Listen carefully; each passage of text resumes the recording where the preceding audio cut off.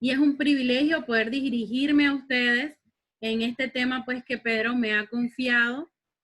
Les extraño mucho físicamente y pues extraño sus abrazos y sus besos. Así que le doy gracias a Dios pues por poder verles aunque sea a través de la pantalla. Quisiera saber si el audio se escucha bien, si me escucho claramente. Por favor, para que alguien me levante los deditos. Bien, excelente. Bien, voy a usar estos pocos minutos para que hablemos acerca del tema de cómo manejar las finanzas familiares en tiempo de crisis. Y quiero hacer la advertencia, pues, que esta conversación no es desde una perspectiva de contadora, de economista, ni es un tratado político, ni tampoco desde una perspectiva sociológica, sino que es un acercamiento, pues, desde lo que estamos viviendo como familia y también desde los consejos que nos da la Biblia. Entonces quiero que me acompañen pues orando y pues atentos a lo que voy a compartir en este momento. Señor, te damos gracias porque nos das la oportunidad de esta manera de reunirnos y gracias porque tu palabra es verdad y tu palabra nos alumbra, Señor, ante cualquier situación. Gracias, Señor, porque tu palabra nos instruye y nos capacita, Señor, para toda buena obra, Señor. Dice tu palabra que también tú nos das la inteligencia y nos das la capacidad, Señor, de administrar lo que tú nos has dado. Permítenos, Señor, que tu palabra, Señor, nos lleve a toda verdad y nos equipe con mayores herramientas para enfrentar la situación que vive en nuestro país y se vive alrededor del mundo. En el nombre de Jesús, amén. Bien, al hablar de finanzas familiares, pues definitivamente se me ha encomendado un gran reto porque es una situación muy particular la que estamos viviendo. Son tiempos únicos, son tiempos sin precedentes que estamos viviendo y que para muchos de nosotros es primera vez que vivimos una situación como esta, de esta magnitud, no solamente a nivel de nuestro país, sino a nivel mundial. Quise hacer un pequeño sondeo entre un grupo de amigos y amigas. Elegí a 15 personas, entre hombres y mujeres, para hacerle 3 preguntas básicas. Entre ellos elegí 16 hombres y mujeres, que entre ellos fueran universitarios, profesionales solteros, mujeres y hombres casados, o sea, padres de familia, gente de familia, que ya tienen la responsabilidad de la carga de un hogar en sus hombros. De estos, los hallazgos más importantes, y no me voy a extender mucho entre las cosas que encontré, pero un hallazgo que me llamó la atención fue que los universitarios no respondieron a las preguntas. Ninguno de los universitarios respondió. Parte de las necesidades, pues, que yo estaba sondeando, quería saber si había alguna área en que ellos se sintieran débiles y que quisieran conocer más para fortalecerla. También quería conocer qué les causaba más temor o ansiedad en cuanto a las finanzas en esta época actual y qué creían que podían hacer para que la crisis económica mundial no les afectara. Pues entre las necesidades comunes entre estas personas que respondieron fue la necesidad de aprender sobre el ahorro, aprender sobre administración, aprender sobre emprendimiento y aprender más o saber gestionar mejor sus deudas y créditos ya adquiridos. Entre otras cosas, pudimos ver o pude ver este resultado. También habían temores, aunque una minoría expresó no sentir ningún temor ni ansiedad, porque Dios sabe y Dios tiene el control, la mayoría sí siente cierto grado de temor y ansiedad por ser despedido, porque se extienda el tiempo de suspensión de los contratos, porque la economía no se reactive y no haya trabajo, porque seguir teniendo una reducción de salario se convierta en lo normal y no poder cubrir con los compromisos ya adquiridos. También el no poder controlar los gastos versus los ingresos y no poder trabajar por enfermarnos. Esas eran los mayores temores. Y creo que es muy natural en esta época que sobrevengan sobre nosotros temores y ansiedades. No es pecado sentir temor o ansiedad. El mismo rey David lo expresaba en sus salmos, pues que cuando siento miedo, no entro en pánico, sino que confío. Entonces, no hay nada de malo el sentir temor, sentir angustia o sentir ansiedad ante la situación que estamos viviendo. Al hablar del manejo de finanzas en la mañana de hoy, quiero que tomen en cuenta 3 factores. Uno, y el primer factor es que no son tiempos normales. No es una administración de finanzas familiares en tiempos normales, que son tiempos de crisis. Y sí, es obvio, pero quiero resaltarlo porque no estamos hablando que estamos en un tiempo normal, en que tenemos abundancia y vamos a ver en qué lo gastamos, sino que son tiempos de crisis. Y el tercer factor que quiero que tomemos en cuenta y que lo tengan en mente durante toda esta charla, es que administrar bien es un tema de todos los miembros de la familia. Y por eso me llamó la atención que los universitarios no respondieran. Porque al parecer nosotros como cabezas de hogares, padres y madres, le hemos transmitido la idea a nuestros hijos que la administración del hogar solo es la carga de los padres y de las madres, o de la que es madre soltera, bueno, de la madre. Sin embargo, hay una realidad que debemos, y tal vez una de las primeras cosas que debemos rescatar o retomar, o si no se ha hecho, tomarlo, enseñarlo, es que la administración es asunto de toda la familia. Quiero que se puedan ubicar en la Biblia, en la historia de Génesis 41. Y no vamos a leer todo el pasaje, sino que vamos a ver unos cuantos versículos. Es la historia de José, hace miles de años atrás.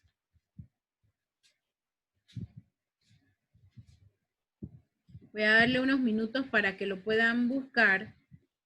Y en esa historia y muchas otras historias de la Biblia, podemos recordar la historia de Ruth y Noemí. Y podemos recordar dentro de la historia del pueblo de Israel cuando estaban bajo el dominio del Imperio Romano. Y hoy en día, en nuestra propia historia moderna y contemporánea, hemos visto diferentes tipos de crisis. Las crisis no son nuevas. Vienen crisis por guerras, vienen crisis por cuestiones de la naturaleza, por enfermedades. Esta no es la primera crisis que en tema de sanidad que afecta al mundo. La Biblia registra estas múltiples historias en donde ellos tuvieron que enfrentar situaciones de hambre y crisis políticas y económicas. En este capítulo 41 de José, como gobernador de Egipto, vamos a ver 3 claves para el manejo de las finanzas en tiempos de crisis. Y sé que para muchos de ustedes de repente podrían dar maestría en este tema de finanzas y de finanzas familiares. Pero no quiero dejar de tocar este tema porque yo no estoy hablando solamente a los padres de familia, estoy hablando a los jóvenes y a los niños que nos están escuchando, aquellos que todavía son universitarios y que forman parte. Cada uno de nosotros formamos parte de una familia y hay cosas que sí podemos hacer en pro de las finanzas de nuestra familia, de la cual somos parte. Bien, vamos a irnos al versículo 16 de Génesis 41. Y aquí se va narrando la historia en Génesis 41 de cuando ya José, después de haber salido de su casa porque sus hermanos lo vendieron. José pasa a la cárcel y de la cárcel pasa a ser gobernador, a trabajar como gobernador para el faraón egipcio. Y este capítulo 41 se trata de eso. Dice en este pasaje de Génesis 41, 16, el faraón tiene un sueño y le pide, está buscando quién interprete el sueño, y se acuerdan de José, aquel que estuvo en la cárcel y que le interpretó el sueño al copero y al panadero del rey, y estos se recuerdan de él y lo recomiendan. Y José, ante la pregunta del faraón, bueno, ¿eres tú quien me va a interpretar el sueño? José da esta respuesta. Y por cuestión de tiempo, pues obviamente vamos a leer solamente los pasajes para sacar las tres claves. Dice, no soy yo quien puede hacerlo, respondió José, sino que es Dios quien le dará al faraón una respuesta. José ubica al faraón en cuanto a que no es el poder y la sabiduría no provenía de José, sino que provenía de Dios, del Dios de Israel en quien él creía. Entonces, la primera clave que puedo rescatar de esta historia de José es que debemos confiar. Confiamos nuestra dependencia en Dios, en su soberanía y en su poder. Y este es tiempo de afirmar nuestra confianza en Dios, en que Él sabe y Él es soberano. Y lo que permita que nuestra familia viva, si es escasez, si es enfermedad, Él sabe lo que es mejor para nosotros. También Él es poderoso para suplir nuestras necesidades. Y eso nos permite estar confiados en Él. José estaba por enfrentarse a 7 años de abundancia en todo el reinado, todo el territorio egipcio, y luego 7 años de escasez que Dios ya le había advertido. Vamos a leer el versículo 46 del mismo capítulo 41. Y aquí vamos a encontrar la segunda clave. Dice, tenía 30 años cuando comenzó a trabajar al servicio del faraón, rey de Egipto. Tan pronto como se retiró José de la presencia del faraón, se dedicó a recorrer todo el territorio de Egipto. José era el joven hebreo de 30 años apenas y que comenzaba su nuevo trabajo como gobernador al servicio del faraón. Y José, guiado pues y dotado de esa habilidad y sabiduría por parte de Dios, porque recuerden que José no fue a ninguna universidad de economía y tampoco tenía un magíster en administración. Así que José, guiado por Dios, evalúa, lo primero que hace es evaluar la situación real y determinar a qué se estaba enfrentando. Entonces, la segunda clave que puedo rescatar es que nosotros debemos evaluar nuestra situación. Y seguramente su situación puede ser muy distinta a la de nuestra familia, los Magallón Pérez. Su situación a lo mejor no se ha visto grandemente afectada porque usted ha seguido trabajando. Y tal vez mi situación es distinta a la de cualquiera de otras personas, porque tal vez en otros hogares las personas se les ha suspendido el contrato a ambos, o siendo trabajadores independientes no han podido generar ingresos. Entonces, es importante que cada familia evalúe su situación real y determine a qué nos estamos enfrentando. La tercera clave. Vamos a irnos a los versículos 47 al 49 de Génesis 41. Y dice, durante los 7 años de abundancia, la tierra produjo grandes cosechas. Así que José fue recogiendo todo el alimento que se produjo en Egipto durante esos 7 años y lo almacenó en las ciudades. Juntó alimento como quien junta arena del mar, y fue tanto lo que recogió que dejó de contabilizarlo. Ya no había forma de mantener el control. Bueno, José tenía menos tecnología que la que hoy en día tenemos para controlar el inventario, Pero con esto la Biblia nos está enseñando que había muchísimo, pudieron realmente durante esos 7 años almacenar muchas cosas. Y yo pensaba leer este pasaje, pues, cuánta abundancia hemos tenido nosotros, los panameños, durante muchos años. Nosotros no hemos vivido lo que han vivido otras naciones de sequías, de hambruna, y me preguntaba cuánto nosotros hemos podido ahorrar o economizar. Y la segunda clave, la tercera clave, perdón, que debemos rescatar de la historia de José y del ejemplo de José es que debemos cultivar una mentalidad de ahorro y seamos disciplinados. Seguramente José no se puso a despilfarrar todo lo que tenía a pesar de que ya no podía contabilizarlo, sino que se dedicó a seguir la indicación de Dios. Vas a tener 7 años de abundancia, pero 7 años de escasez. Entonces creo que es buen momento nosotros para inculcar en nuestros hijos, inculcar en nuestros jóvenes y en nosotros mismos una mentalidad de ahorro y ser más disciplinados con lo que tenemos. No vamos a hacerlo por miedo. El miedo no puede ser nuestro motor para actuar. Debemos hacerlo por ser sabios, ¿verdad? La sabiduría es la clave en este tipo de decisiones. Entonces, ante ese escenario y ante ese ejemplo, ¿cómo podemos tomar decisiones financieras en familia? ¿Verdad? Los que de repente son solteros y no dependen de sus padres, pues tienen la opción de repente de tomar una decisión a nivel personal. Pero los que son parte de una familia y aportan a esa familia porque son parte todavía de una familia pues nuclear, podrían ser parte de esa toma de decisión. Los adolescentes tienen muchas cosas que aportar, muchas ideas que aportar en cuanto a la toma de decisiones. Y vamos a explorar algunas ideas, porque no son las únicas, no es exhaustivo, ¿verdad? Y vamos a pensar en 3 ideas. La primera, que quisiera que ustedes pues la pusiesen en práctica, si no lo hacen aún, porque tal vez muchos de ustedes ya lo hacen, es sienten a su familia y hablen del tema. Pregúntense, ¿en qué vamos a gastar en este mes? ¿De qué manera podemos ahorrar más cosas?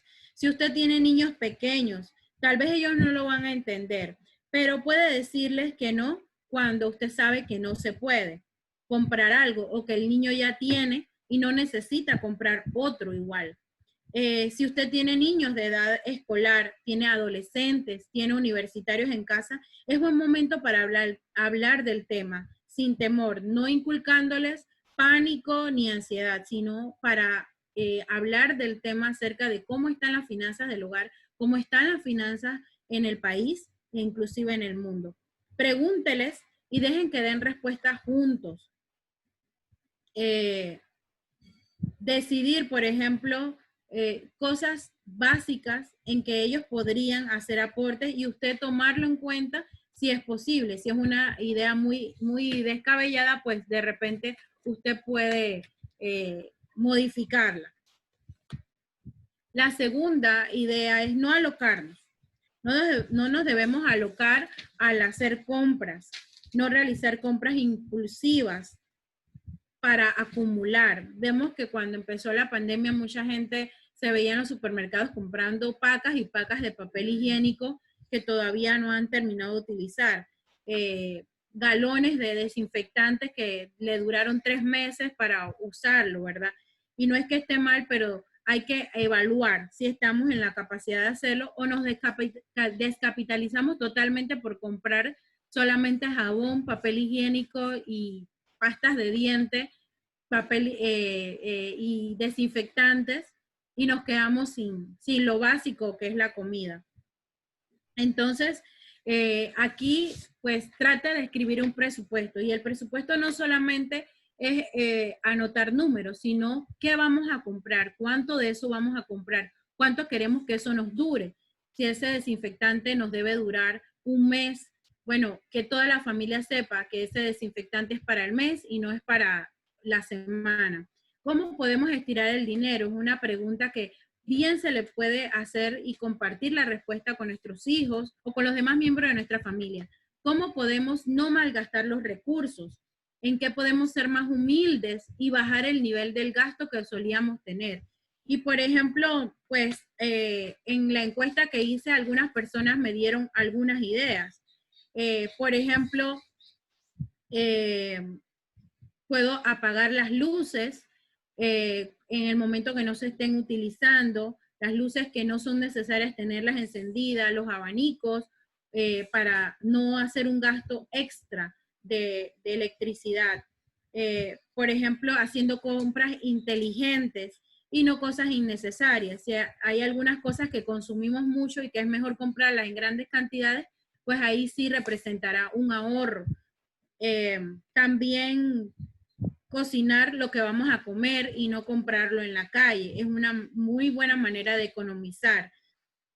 A mandar a reparar una gotera de agua que está haciéndonos gastar el doble de la facturación de agua que lo que normalmente gastaríamos. Por ejemplo, ¿qué cosas podemos sembrar para comer? Es una idea que tomé de Manuel. Bueno, tenemos patio o tenemos macetas. ¿Qué cosas podemos sembrar para comer? Yo sé que muchos de ustedes en sus hogares pues siembran, pero tal vez a algunos de nosotros no se nos había ocurrido sino hasta ahora. Eh, por ejemplo, tengo el ejemplo de mi mamá que se ha puesto a sembrar algunos vegetales que ella consume con frecuencia y le ha ido muy bien en sus macetas y con eso se economiza algunas cosas como pepinos, berenjenas, etcétera, en pequeñas macetas. Son formas de economizar aunque sea un poco. ¿En qué cosas podemos ser humildes para bajar el nivel del gasto? Bueno, yo antes iba al salón de belleza una vez a la semana, me teñía el cabello, bueno, ya no tengo tanta necesidad de hacerlo, puedo vivir con eso, pues bajo ese gasto. O antes pasaba con el aire acondicionado puesto en el día o en la noche, bueno, ahora nosotros decimos el aire acondicionado solamente lo vamos a utilizar 2 noches a la semana y es un privilegio porque realmente no es una necesidad, no vamos a morir sin el aire acondicionado. Son formas que realmente nosotros, siendo un poco más humildes, a veces decimos, es que yo me merezco dormir con aire acondicionado porque he trabajado mucho. Entonces son formas en que bajando un poquito, siendo un poco más humildes, también podríamos bajar el nivel de gasto. Ya sea en cosas que realmente pues no son de vida o muerte.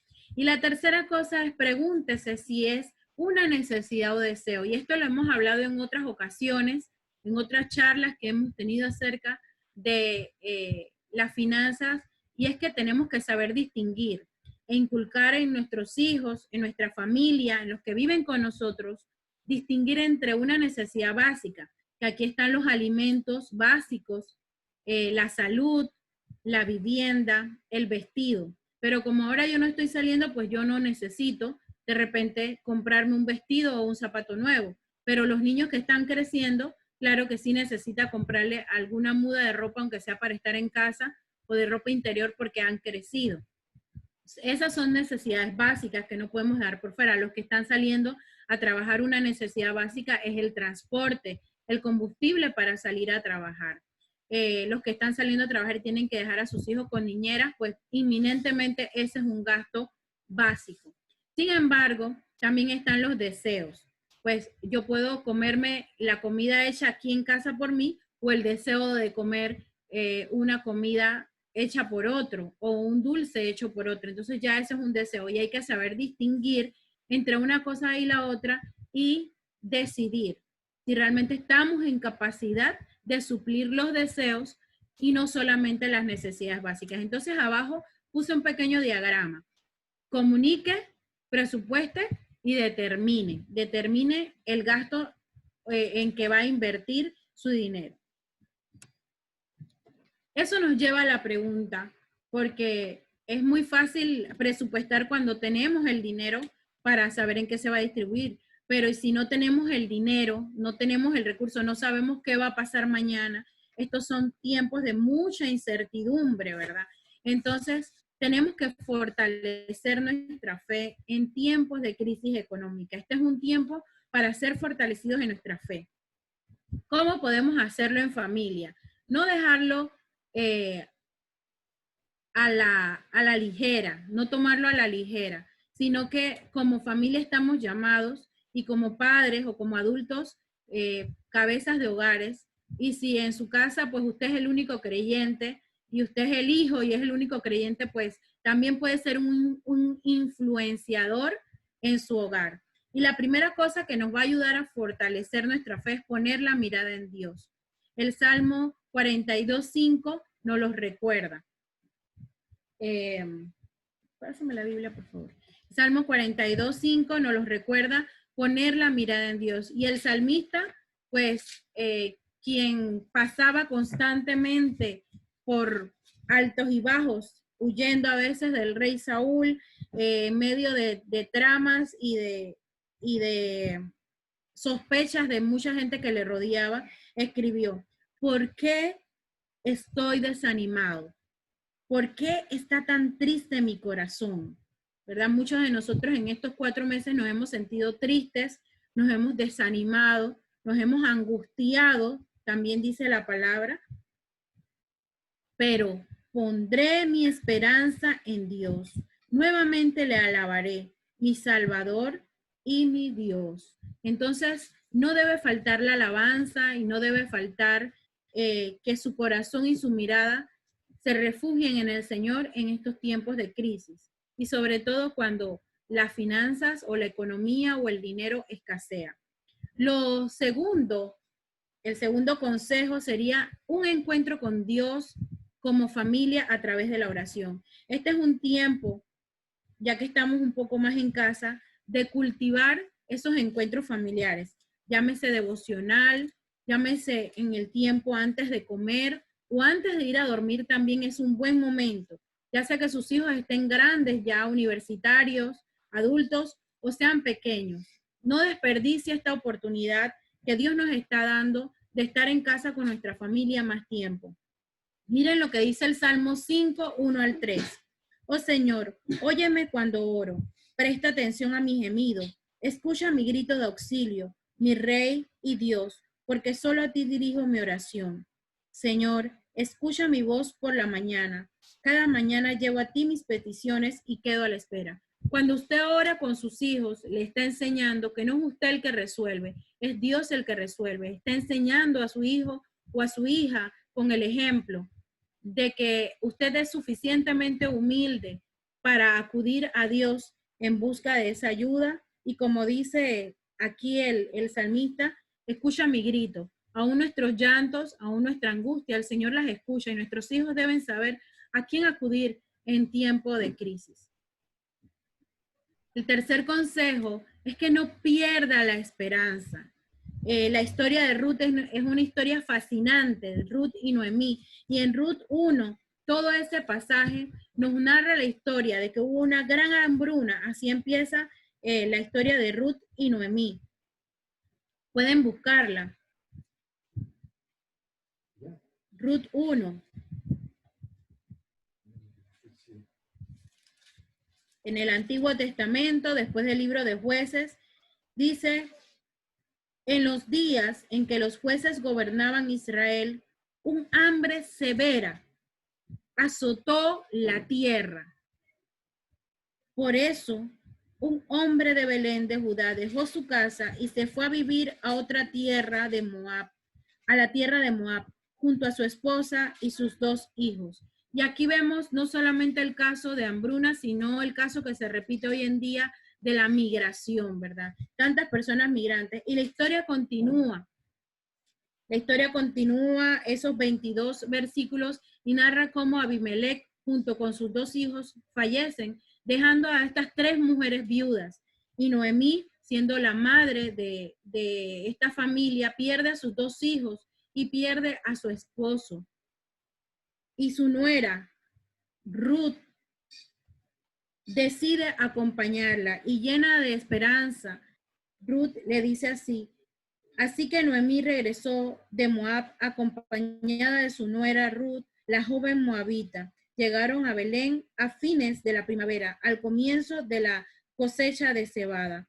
Y Ruth, decide acompañar, irse a la tierra de su suegra, que pues ya no es su suegra porque ya su esposo había muerto, acompañarla. Y ella en cierta forma no perdió la esperanza. Y aquí vemos un detalle muy importante. Llegaron en el comienzo de la cosecha de cebada. Se mueven de Moab, donde había una gran hambruna, no había comida, y van a Belén, donde está justamente cultivando. Entonces no debemos perder la esperanza, porque Dios puede proveernos. Y si siguen leyendo la historia de Ruth y de Noemí, vemos cómo ellas consiguen alimento y Dios provee para sus necesidades. Son parte del linaje de nuestro Señor Jesucristo, ¿verdad?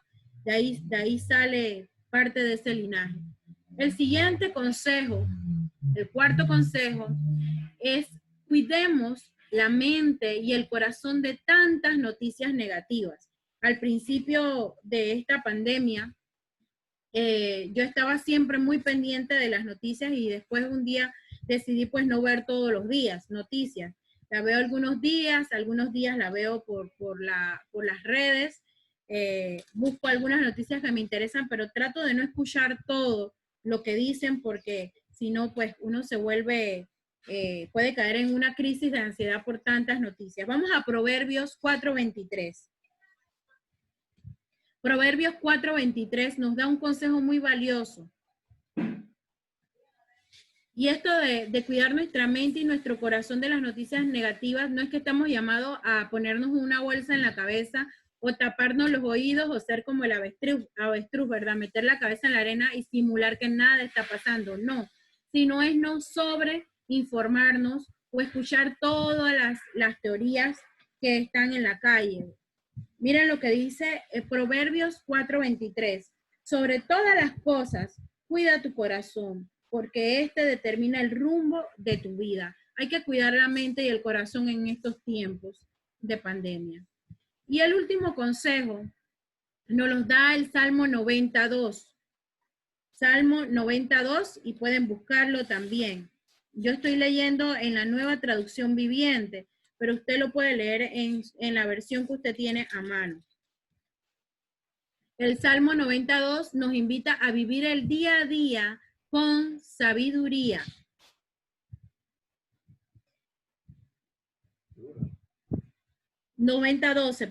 Salmo 90:12. Dice, enséñanos a entender la brevedad de la vida para que crezcamos en sabiduría. Y realmente necesitamos mucha sabiduría. La sabiduría proviene del Señor. La Biblia dice que el principio de la sabiduría es el temor al Señor. Entonces necesitamos estar más pegados de Él para saber cómo vivir cada día con sabiduría y acercarnos más a Dios y no lo contrario, porque definitivamente las crisis pueden sacar lo mejor o lo peor de cada uno de nosotros.